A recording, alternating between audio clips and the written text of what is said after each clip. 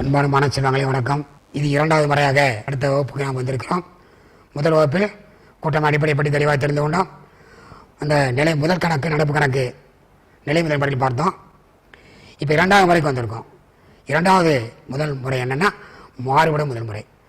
இம்முறையில் ஒவ்வொரு கூட்டலுக்கும் முதல் கணக்கு மட்டுமே பராமரிக்கப்படுகிறது. இந்த முதல் கணக்கில் எல்லா செயற்கட்டுகளையும் கொண்டு வர்றோம். எனவே கண்டிப்பாக முதல் ஆண்டுக்காண்டு மாறுபடும். இந்த படிவத்தை நீங்கள் பார்த்துங்க. சென்ற முறையில் 2 கணக்கு பார்த்தோம்.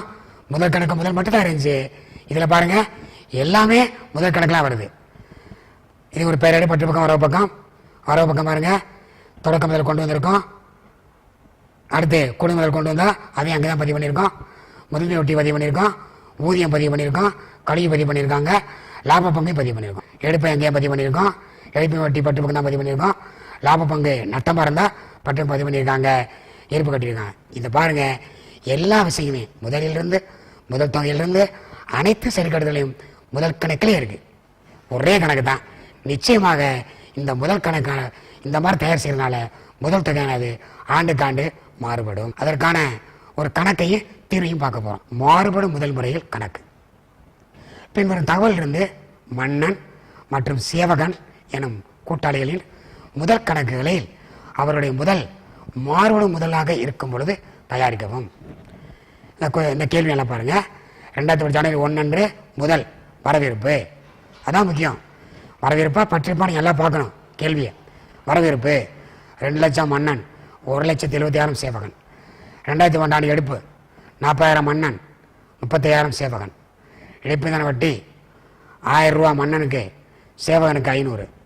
2018 அந்த ஆண்டு லாப பங்கு 26,000 மன்னனுக்கு, சேவகனுக்கு 16,500. முதல் மீதி வட்டி அனுமதிக்கப்பட்டது. மன்னனுக்கு 12,000 வந்திருக்கு, சேவகனுக்கு 10,500 வந்திருக்கு. ஊதியம் மன்னனுக்கு 18,000 வந்திருக்கு, சேவகனுக்கு கொடுக்கப்படவில்லை. ஏன்னா மன்னன் தான் தொழிலை பார்க்குற மாதிரி தெரிகிறது.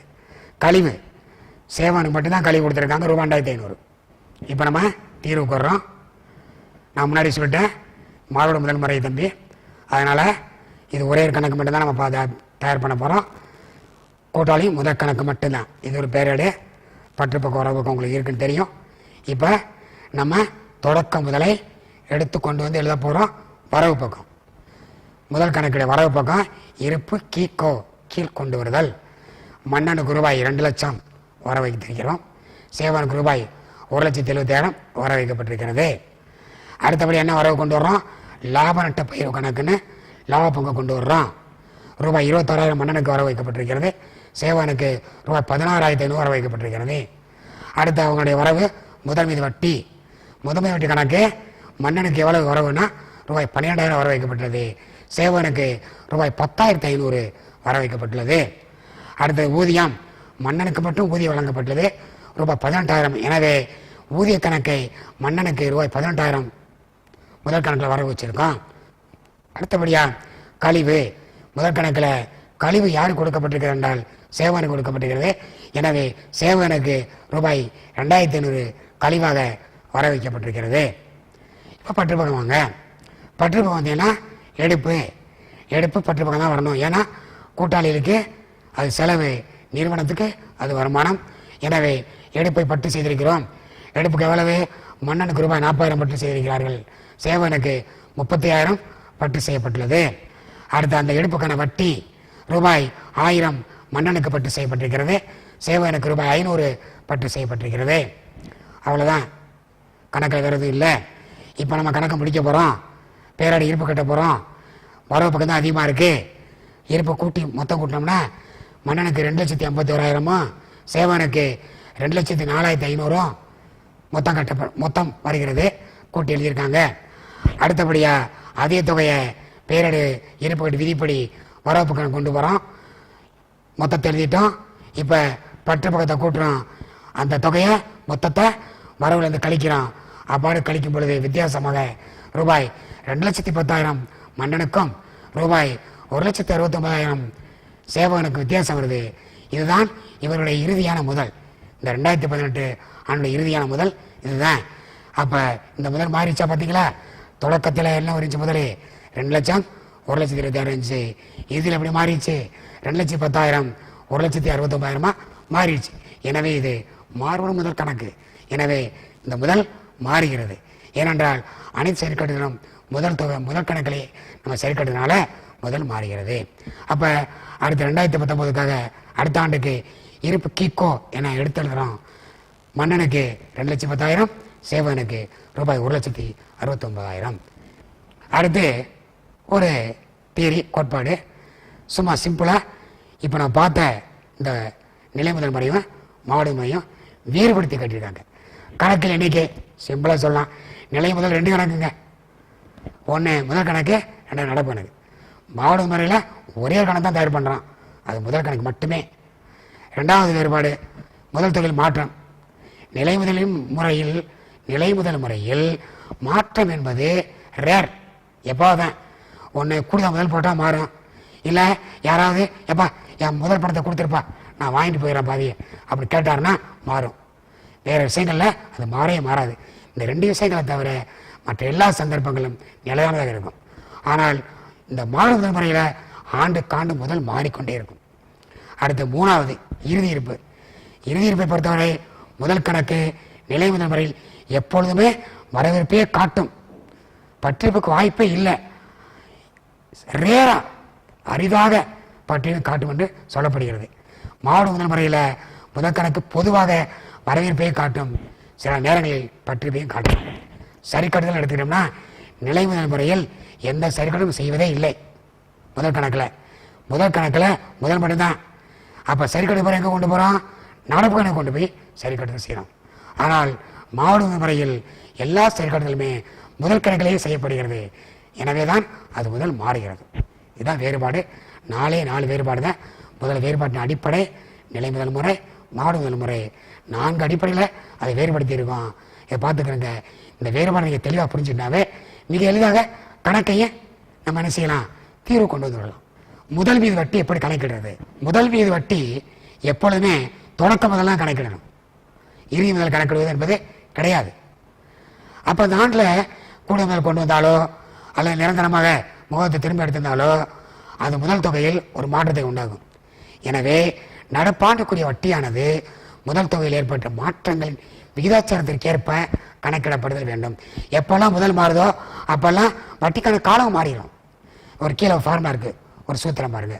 முதல் மீது வட்டி ஈக்குவல் டு முதல் தொகை பெருக்கல் ஆண்டுக்கான வட்டி விகிதம் பெருக்கல் வட்டிக்குரிய காலம்.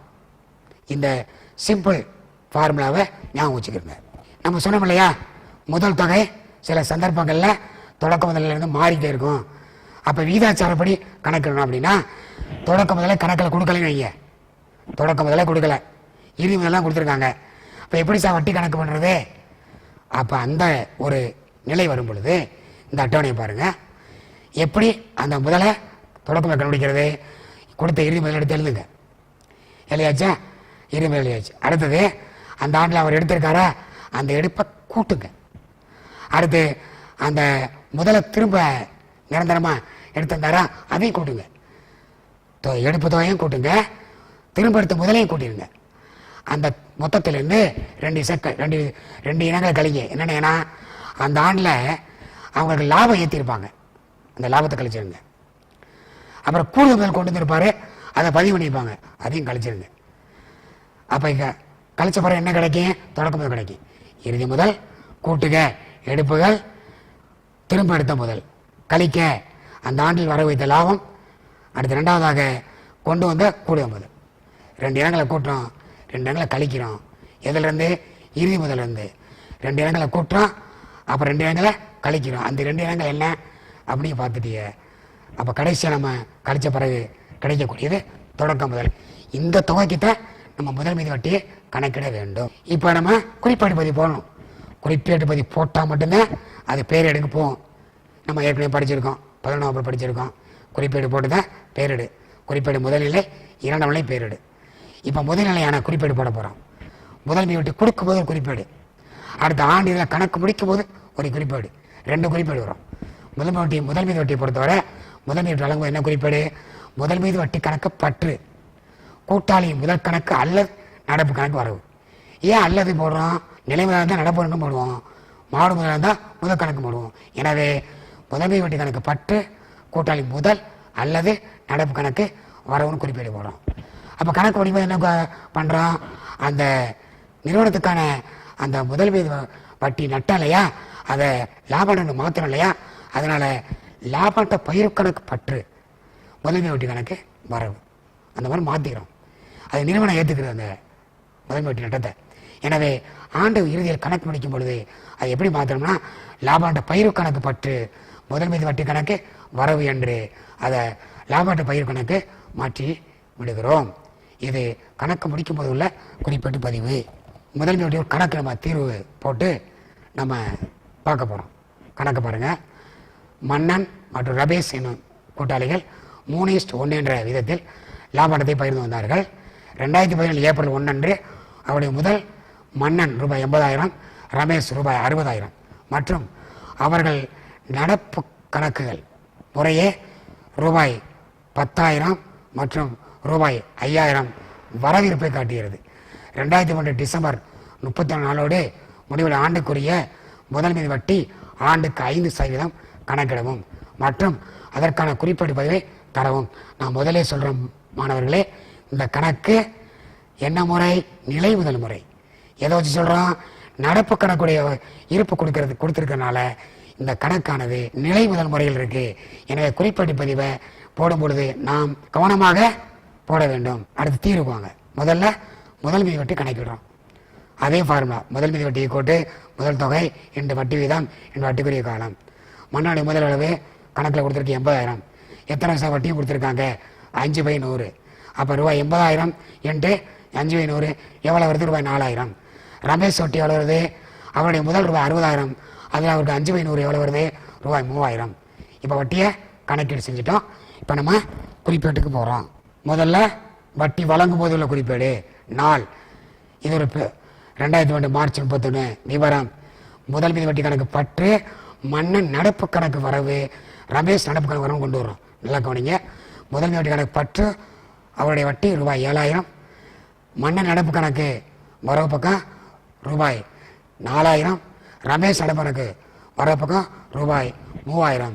நான் முன்னே மாதிரி சொன்னதுனால இதில் மன்னனுடைய நடப்பு கணக்கு வர வைக்கிறோம், ரமேஷ் நடப்பு கணக்கு வர வைக்கிறோம்.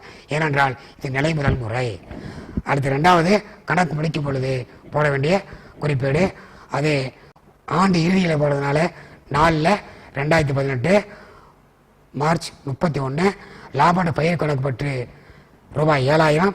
முதன்மை வட்டி கணக்கு வரவு ரூபாய் 7,000 குறிப்பீடு போட்டாச்சு. எடுப்பீதான வட்டியை கணக்கிடுறது நேரடி முறை. இந்த முறையில் எடுப்பீதான வட்டி எடுப்புகள் எடுத்த நாளிலிருந்து கணக்காண்டு இறுதி நாள் வரை காலத்துக்குரிய எடுப்புகள் மீது கணக்கிடப்படுகிறது.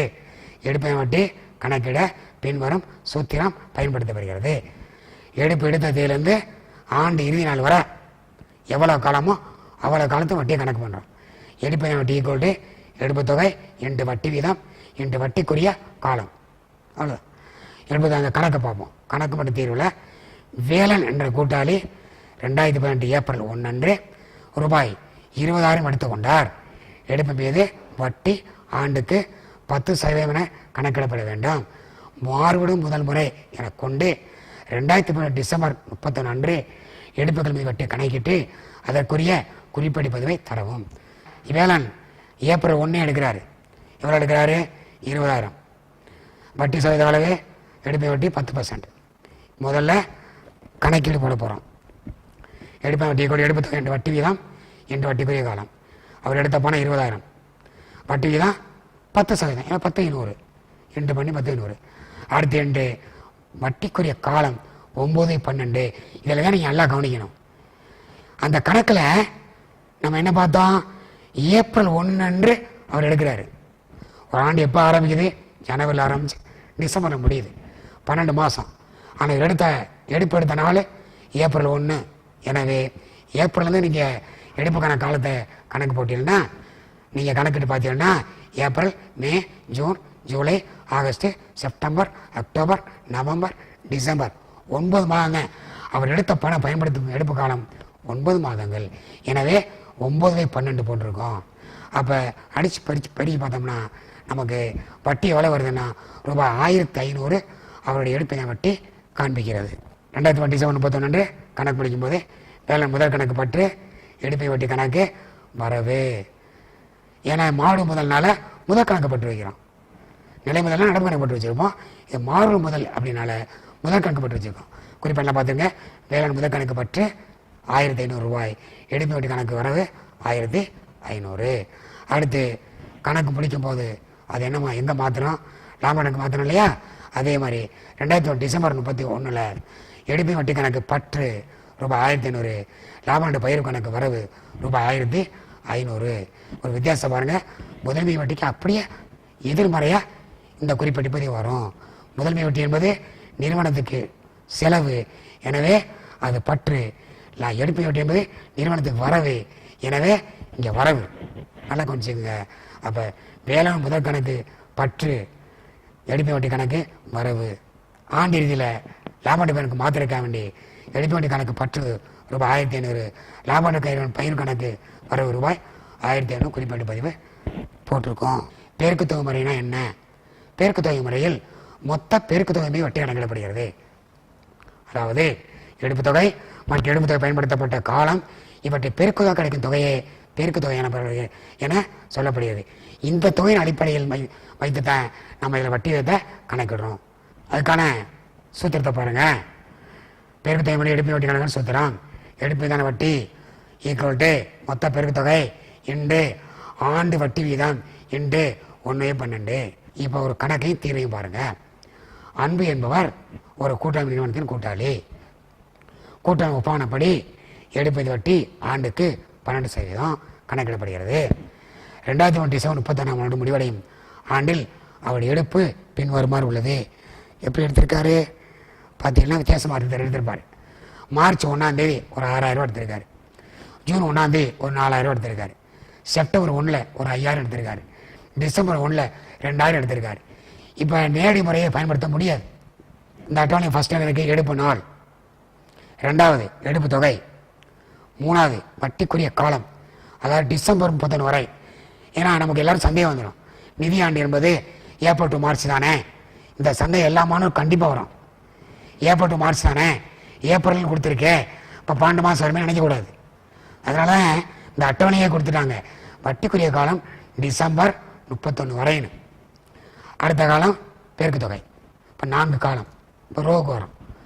மார்ச் 1 அவர் எடுத்த தொகை ரூபாய் 6000. அந்த 6000 எவ்வளவு காலம் அவர் பயன்படுத்தியிருக்காரு?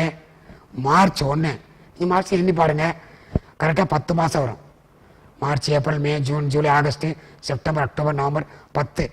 டிசம்பர் முடியும் போது 10 மாதம் முடியுது. அப்போ அந்த 6000 ரூபாயை ஒரு 10 மாதம் பயன்படுத்தியிருக்காரு. அப்போ வட்டிக்குரிய காலம் 10 மாதங்கள். அப்போ 6000 × 10 60,000 பெருக்கி போட்டாச்சு. அதே மாதிரி ஜூன் 1 எடுத்திருக்காரு, எடுத்த தொகை 4000. அவர் பயன்படுத்தும் காலம் 7 மாதம் வருது. எண்ணி பாருங்க, 7 மாதம் வரும். அப்போ 7 × 4 4000, 4 28,000 நம்ம பெருக்கி போட்டிருக்கோம். செப்டம்பர் 1 5000 எடுத்திருக்காரு. செப்டம்பர் எடுத்ததுனால டிசம்பர் வரை காலம் எண்ணி பார்த்தீங்கன்னா 4 மாதம் தான் வருது. அப்போ 4 மாதத்தால் பெருக்குங்க. 4 மாதம் × 5000 20,000 பெருக்கு தொகை வந்துடுது. டிசம்பர் 1 எடுத்திருக்காரு. நல்லா கவனிங்க. ஏன் சார் டிசம்பர் சார் எடுக்காரு, டிசம்பர்லேயே கணக்கு முடிக்கலாம், அப்போ 0 தானே ஒரு நினைக்கக்கூடாது, தேதியை பார்க்கணும். டிசம்பர் 1 எடுக்கிறாரு, அதனால் 1 மாதம் பயன்படுத்துறாரு. 2000 ரூபா 1 மாதம், ஒரு மாதத்துக்கு 2000, 1 பெருக்குன்னா 2000. இப்போ எல்லாத்தையும் நம்ம கூட்டினோம்னா 1,10,000 ரூபா மொத்த பெருக்கு தொகை வருது. எடுப்பு வட்டி ஈக்குவல் மொத்த பெருக்கு தொகை இன்ட்டு ஆண்டு வட்டி வீதம் இன்ட்டு 1/12. மொத்த பெருக்கு நமக்கு பார்த்தோம் இல்லையா, 1,10,000 இன்ட்டு 12/100 ஆண்டு வட்டி வீதம் இன்ட்டு 1/12. நம்ம இதை எப்படி அடித்து பிரித்து பார்த்தோம்னா ரூபாய் 1100 என்பது அவருடைய எடுப்பு மீதான வட்டி தொகையாக வருகிறது. அப்போ சராசரி காலம் என்ன? ஒரு கூட்டாளி பணம் எப்படி எடுப்பாருன்னா எப்படியும் எடுக்கலாம். எப்போ சராசரி காலம் படுத்தினா ஒரு குறிப்பிட்ட தொகையை ஒருத்தர் மாதந்தோறும் எடுப்பார். மாதம் ஆரம்பத்தில் எடுக்கலாம், இறுதியில் எடுக்கலாம், இடையில் எடுக்கலாம், அல்ல காலாண்டு ஒரு தடவை எடுக்கலாம், அரையாண்டு கூட எடுக்கலாம். அவருடைய எடுப்பு ஒரு முறையற்றதாக ஒரு குறிப்பிட்ட தொகையை ஒரு குறிப்பிட்ட கால இடைவெளியில் வரிசை எடுத்திருப்பார். அந்த மாதிரி ஒரு குறிப்பிட்ட தொகையை குறிப்பிட்ட கால இடைவெளி எடுத்திருந்தாருன்னா அவருக்கு மேலே சொன்ன 2 முறை அந்த நேரடி முறையோ பெருக்கத்து முறையோ பயன்படுத்துவதை விட சராசரி கால முறை பயன்படுத்தினோம் என்றால் மிக எளிதாக அவருக்கான எடுப்பு வட்டியை கணக்கீடு செய்யலாம். பாருங்க, எடுப்பு நிகழ்வு எப்படி எடுக்கிறாங்க. சராசரி கால மாதங்கள் அடிப்படையில் எடுப்புகள் மேற்கொள்ளும் நேரம் அதையும் அடிப்படையை வச்சுக்கிறோம். 2 அடிப்படை வைக்கிறோம். சராசரி காலம் மாதத்தை அடிப்படை வச்சுருக்கோம். நேரம், அதாவது நேரம்னா என்ன, ஆரம்பமா நடுவிலையா முடிவிலையா, அந்த நேரம், அது 2 எடுத்துக்கிறோம். அது 2 மேலே போட்டு அது கீழே நேரத்தின் அடிப்படையில் தொடக்கத்தில் நடுவில் முடிவில் பிரிச்சிருக்கோம். ஒரு ஆண்டில் எத்தனை மாதம் இருக்குது? 12 மாதம் இருக்குது. மாதந்தோறும் தொடக்கத்தை எடுக்கிறாரு. அப்போ 12 + 1 தொடக்கத்தை எடுத்தால் அந்த தொடக்க மாதத்தை நம்ம கூட்டிக்கிறோம். அப்போ 13/2 வகுத்து பார்த்தா 6.5 ஒரு நம்பர் நமக்கு கிடைக்குது. இப்போ நடுவில் எடுத்தால் அரை மாதத்தான் கூட்டணும், ஆனால் பாதியை தாண்டிடுறாரு. அப்போ 11.5 இதில் அரை போயிடுது. அந்த 12 மாதத்தில் பாதி விட்டுறாரு, பயன்படுத்துறது அடுத்த மாதத்தில் பாதி வந்துடுது. எனவே 11.5 + 0.5 2ஐயும் கூட்டுறோம், 2ஆல் பார்க்குறோம், அதுக்கு 6 மாதம் வருது. முடிவில் எடுத்தால் ஒரு மாதம் இல்லை. அந்த ஆண்டில் 12 மாதத்தில் ஒரு மாதம் இல்லை, 11 தான். இறுதியிலே அந்த மாதம் இல்லை அவருக்கு. அப்போ மொத்தமே அவர் பயன்படுத்துறது 11 மாதமாக தான் இருக்கும். எனவே 11 + 0ன்னு போட்டு /2ஆல் வகுத்தோம்னா 5.5 வருது. இப்போ அதை நல்லா கவனிங்க. மாதந்தோறும் அவர் தொடக்கத்தை எடுத்தால் அவருடைய சராசரி காலமானது 6.5ஆகவும், நடுவில் எடுத்தால் அவருடைய சராசரி காலமானது 6 மாதங்களாகவும், முடிவில் எடுத்தால் அவருடைய சராசரி காலமானது 5.5 மாதங்களாகவுமே இருக்கும். அடுத்து 2வது நிகழ்வுக்கு வரோம். காலாண்டு தோறும். காலாண்டுக்கு எத்தனை மாதம்? 3 மாதம். வருஷத்துக்கு எத்தனை மாதம்? 12 மாதம். அப்போ அந்த 12ஓட இந்த காலாண்டு எடுக்கிறனாலையா தொடக்கத்தில் எடுத்துடுறாரு. அந்த காலாண்டு 3 மாதத்தையும் நம்ம என்ன பண்ணிக்கிறோம்? முதல்ல சொன்ன மாதிரி கூட்டிக்கிறோம். இப்போ 15 மாதங்கள் ஆயிரும். 15/2 வகுத்து பார்த்தோம்னா 7.5 மாதங்கள். அப்போ அந்த காலாண்டு தொடக்கத்தை எடுத்தால் 7.5 மாதங்கள். காலாண்டு நடுவில் எடுத்தாருன்னா மேலே சொன்ன மாதிரி தான் இந்த பக்கம் பாதி அவர் போயிடும், இந்த பக்கம் பாதி அவருக்கு ஆட் ஆகிரும். அப்போ 10.5 மாதங்கள் + 1.5 மாதம் 2ஐயும் கூட்டிட்டா 2ஆல் வகுத்தோம்னா 6 மாதங்கள் வரும். 6 காலாண்டு, சராசரி காலம் 6 காலாண்டு வந்துடும். அடுத்து முடிவில் எடுக்கிறாரு, ஒரு காலாண்டு முடிவு எடுக்காரு, அது 3 மாதம் சுத்தமாக போயிடும், அவருக்கு கணக்கே வராது. அப்போ 12ல் 3 கழிச்சா 9. அங்கே கூட்டுறதுக்கும் ஆண்டு முடிஞ்சிடுது, மாதங்கள் இல்லை. அப்போ கூடுதல் காலாண்டு இல்லை. எனவே 9 மாதம் மட்டும்தான். அந்த காலாண்டு இறுதியில் வரும்பொழுது 9 மாதம் மட்டும்தான். 9/2 4.5. திரும்ப சொல்கிறேன் பாருங்கள். ஒவ்வொரு காலாண்டு தூரம் எடுத்தார்னா, காலாண்டு தொடக்கத்தை எடுத்தால் அவருடைய சராசரி காலம் 7.5 மாதங்களாகவும், காலாண்டு நடுவில் எடுத்தால் அவருடைய சராசரி காலம் 6 மாதங்களாகவும், காலாண்டு முடிவில் எடுத்தால் அவருடைய சராசரி காலம் 4.5 மாதங்களாகவும் இருக்கிறது. இப்போ அரையாண்டு, ஒரு வருஷத்துக்கு எத்தனை அரையாண்டு? 2 தான். அப்போ ஒரு ஆண்டுக்கு எத்தனை மாதம்? 6 மாதம். அப்போ ஒரு ஆண்டோட எத்தனை மாதத்தை கூட்ட வேண்டியிருக்கணுமா? 6 மாதத்தை கூட்டிக்கணும் தொடக்கம்னா. அப்போ 12 + 6 18 மாதங்கள் ஆகிடுது. 18 2ஆல் வகுத்தோம்னா 9. அப்போ ஒரு அரையாண்டு தொடக்கத்தை எடுத்தாருன்னா அவருடைய சராசரி காலம் 9 மாதம் ஆகிடுது.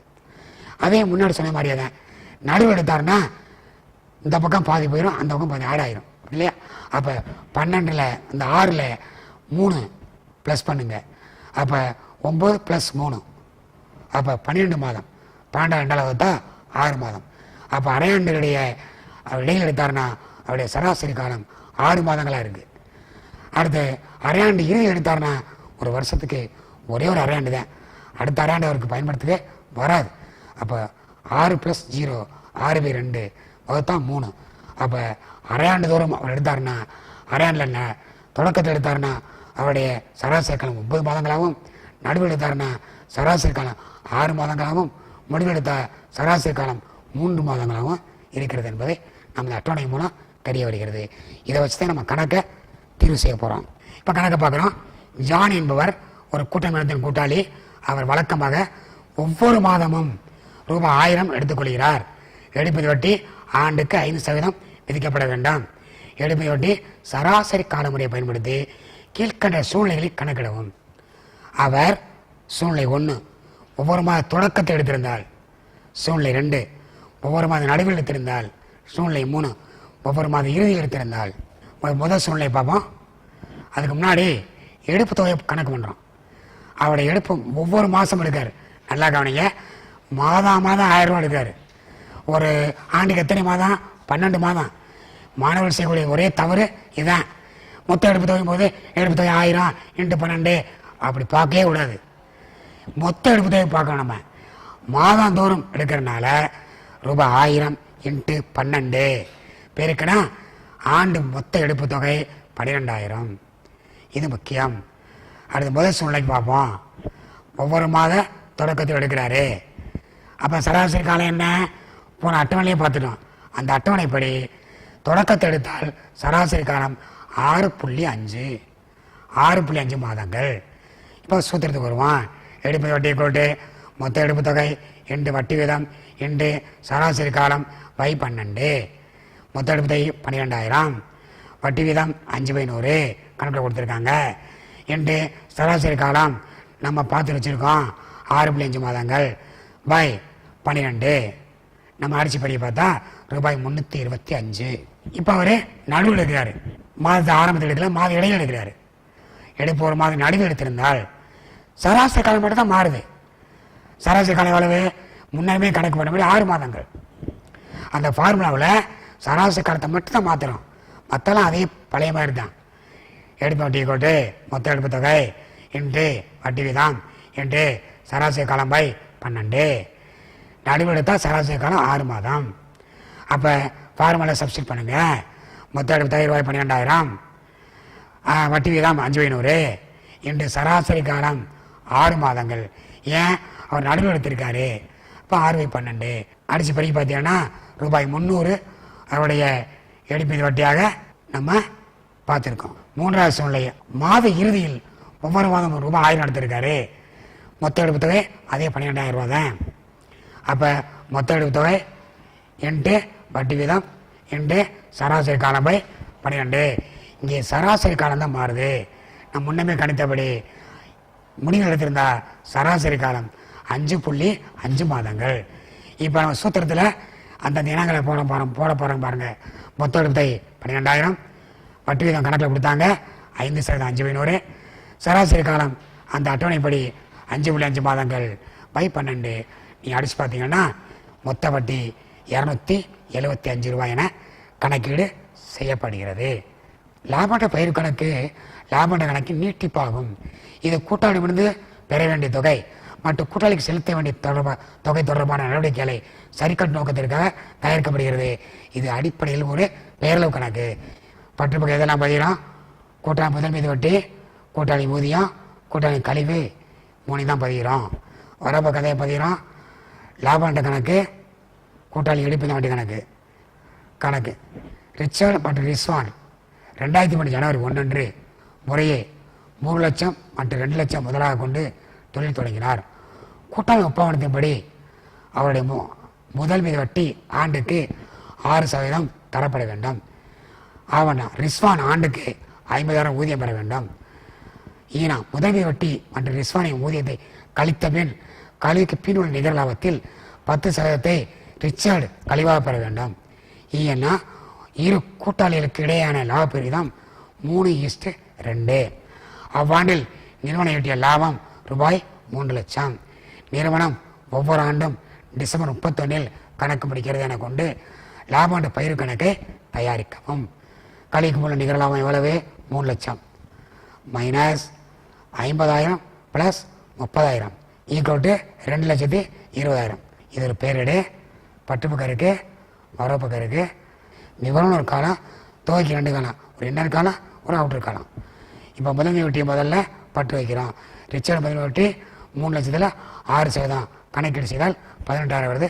பட்டு வருஷம் ரிஸ்வானுடைய முதன்மை வட்டி அவருடைய முதல் 2 லட்சம் கொடுத்துருக்காங்க கணக்கில். அதுக்கு 6% வட்டி 12,000. ரெண்டையும் கூட்டோம்னா 30,000 அவுட்டர் காலத்துக்கு ஒன்று உண்டா. அது ரிஸ்வானு ஊதியம் எவ்வளோ கொடுத்துருக்காங்க? 50,000 கொடுத்துருக்காங்க. அதையும் நம்ம நவாண்டு பெண்களை பட்டு பக்கம் பட்டு வச்சிட்டோம். அதே ரிச்சர்டு கழிவு கொடுத்துருக்காங்க. எவ்வளோ கொடுத்துருக்காங்க? 20,000. அதையும் லாபண்ட பெருக்களை பட்டு வச்சிட்டோம். இப்போ வர பக்கம் வாங்க. வர பக்கம் ஒரு இனம் மட்டும்தான் இருக்குது. லாபண்டங்களை கொடுத்தாங்க இல்லையா, அந்த லாபம் 3 லட்சம். இப்போ நம்ம ஏற்கனவே கண்டுபிடிச்ச கழிவு அதான் இந்த 20,000 ரிச்சார்டு கழிவு. நல்லா பார்த்துக்கிருங்க, ரிச்சார்டு கழிவு நம்ம கண்டுபிடிச்சதான் இதுதானே போட்டிருக்கோம். இப்போ இருப்பு கட்ட போகிறோம் பேரட்ட. வரப்பு தான் அதிகமாக இருக்குது 3 லட்சம். மொத்தம் கூட்டி எழுதிட்டோம். அதே தொகையை பற்று பக்கம் கொண்டு வந்து கூட்டி எழுதியிருக்கோம் 3 லட்சம். இப்போ நம்ம வரப்பக்கத்தை நாங்களை கூட்டுறோம். ஒரு 30,000, ஒரு 50,000, ஒரு 20,000 கூட்டிட்டு இந்த 3 வந்து கழிக்கிறோம். எவ்வளோ வந்து 2 லட்சம் வருது. அப்போ லாப அளவு 2 லட்சம். லாப விகிதம் கணக்கில் கொடுத்துருக்கு 3:2. அதை 3/5 2/5. ரிச்சர்டுக்கு இந்த 2 லட்ச ரூபாயில் 3/5 எவ்வளோன்னு பார்த்தோம்னா 1,20,000. இந்த 2 லட்ச ரூபாயில் ரிஸ்வானுக்கு 2/5 எவ்வளோன்னு பார்த்தோம்னா 80,000. அதை இங்கே பிரித்து காட்டியிருக்கோம். இதுதான் முக்கியம். பகிர்வு செய்து காமிச்சிருக்கோம். அதனால இதுக்கு பேர் லாப நட்ட பகிர்வு கணக்கு. நன்றி, வணக்கம்.